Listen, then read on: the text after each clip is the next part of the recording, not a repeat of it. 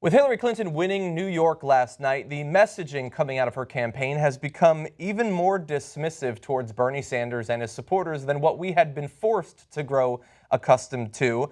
Here are a couple of the statements from her consultants, her aides, just since the election results last night. So first we have Eric Jotkoff, a Democratic consultant, who says, "The voters have spoken. Now that it is basically mathematically impossible for Bernie Sanders to win the Democratic nomination, it is time for our party to come together in support of Hillary Clinton." Here's the thing. Look, I get frustrated when people on our side can't accept facts to some extent, and that happens sometimes. To say that his chances didn't go down last night, I think, is just being willfully blind to what's going on. But mathematically impossible has a definition. It means that if he were to get every one of the remaining delegates, he still couldn't win. That is the farthest thing from the truth. It just shows that this person couldn't Google the definition of either mathematically or impossible, and yet he gets paid probably hundreds of thousands of dollars to be a consultant. Yeah, so look, if you want to say it's implausible, we hear you, brother. Okay, Yeah. It is definitely implausible at this point, or improbable. Okay, Improbable. These are at this point, unfortunately, fair assessments. Okay, and we have to be realistic about that.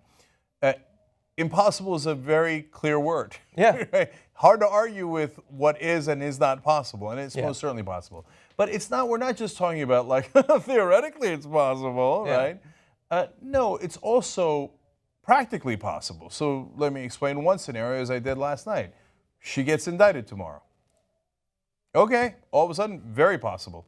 There's still 1,600 delegates out there, and so if he won them in overwhelming margins, he could easily win. Now, if things go as normal, he won't. He won't win them in overwhelming enough margins to overcome her lead, right? But things might not go normal. There's 1,000 different things that can happen, right? Yeah. So I'm not necessarily rooting for any of those things to happen, right? And that's your proclivity on whatever you want to root for, right?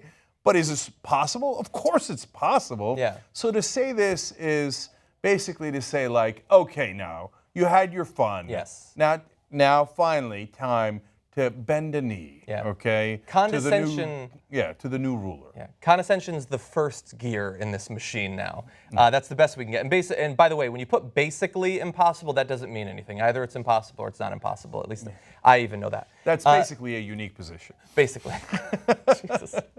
Okay, next we have Bradley Bannon, another Democratic strategist, who says, his campaign is starting to remind me of a big Hollywood disaster movie where you're expected to ignore reality and suspend disbelief.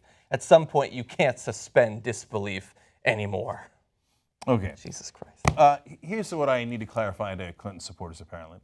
They think that Bernie Sanders might come up with something that Republicans haven't thought of.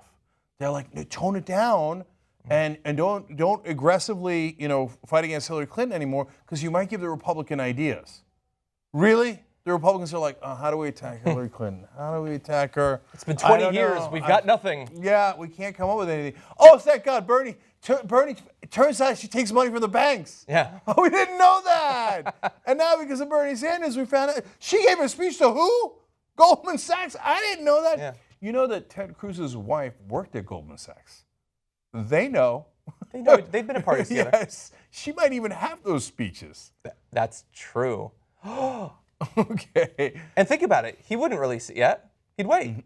That could very well actually be the case. Now, the only thing that would lead me to believe that Bradley Bannon is right and that the Republicans have nothing in which to attack Hillary Clinton is that the best that Donald Trump has come up with so far is crooked Hillary. That implies you're having some difficulty. And then finally, and this is of course the most egregious, a senior Clinton aide says, "We kicked his ass tonight. I hope this convinces Bernie to tone it down. If not, fuck him." I love the idea of telling him to tone it down. Fuck him. Mixed messaging there coming from Clinton supporters. That's right. And it's what were you going to do otherwise? Like if all of a sudden Bernie Sanders tones it down, are they going to be like, oh, you know what? You progressives were right. Never mind. We'll reinstate Glass-Steagall. Yeah. Or we'll actually be opposed to the TPP. Right? Or what? Or what? Right? Bernie Sanders, you better tone it down, otherwise we won't give you a cabinet position. He doesn't want a cabinet position. Exactly. Right? They're used to doing things the old ways, like, hey, if you play ball tone it down, and maybe you'll be Treasury Secretary or whatever, right? He doesn't want No, he that. doesn't want You that. know that you were never ever going to give that to him anyway. Nope. Okay, Goldman Sachs is already getting a chair ready for that place at the table. Right. So who are you kidding? Who are you kidding? Yeah. Or they say the threat is fuck him. Like they're going to be aggressive against Bernie Sanders. You already called him sexist. You already called him this. You already called him every name in the book. Oh, then you'll get aggressive on him? Yeah. Okay. So all this is nonsense. But Van Jones, to be fair to Van Jones, I didn't see the clip here. It's described in this article in Hill as him saying that the Vermont senator's political revolution is over. Which is not the right way to word that. Yeah.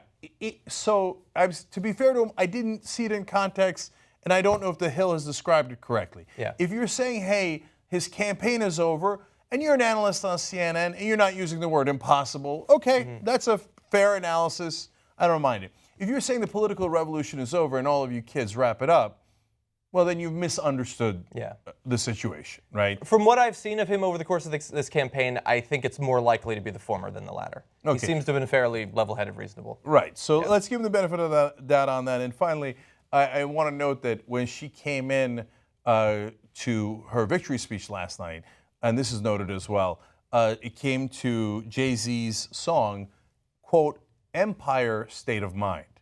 Now, I know it's because New York is the Empire State, but that double meaning is awesome. Yeah. Empire has stricken back.